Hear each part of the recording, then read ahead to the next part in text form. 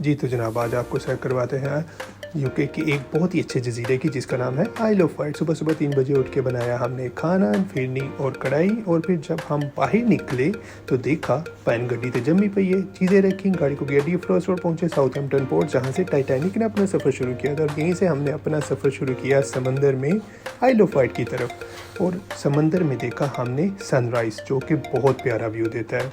और फिर इसी तरह व्यूज़ को इंजॉय करते हुए पहुंच गए हम आइल ऑफ वाइट, जहाँ पे देखिए हमने कुछ बोट्स बहुत प्यारी प्यारी। और फिर एक बंदे ने कहा चलो पर जो तो पैसे पूरे। और फिर हम बाहर निकले और करने लगे आइल ऑफ वाइट को एक्सप्लोर। इसी दौरान हमें लगी भूख और हमने एक पार्क में अपनी सेटिंग वेटिंग बनाई और वहाँ बैठ के तसल्ली से खाया खाना। और फिर हम निकल पड़े आइल ऑफ वाइट को एक्सप्लोर करने। वहाँ पे पहुँचे एक बीच पे जो कि बहुत प्यारा था और वेल डेकोरेटेड था।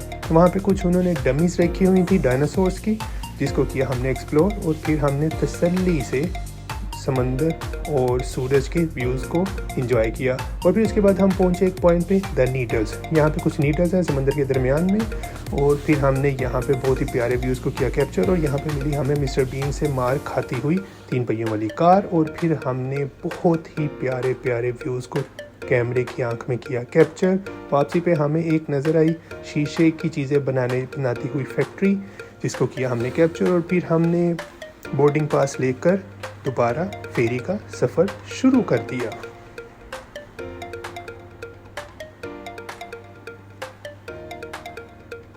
यहाँ पे हमें मिला सनसेट। समंदर में सनराइज़ और सनसेट बहुत प्यारा लगता है।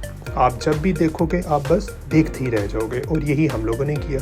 यहाँ पे कुछ हमें मिले, कुछ आते हुए शिप, कुछ जाते हुए शिप, जो कि बहुत अच्छा व्यूज़ दे रहे थे।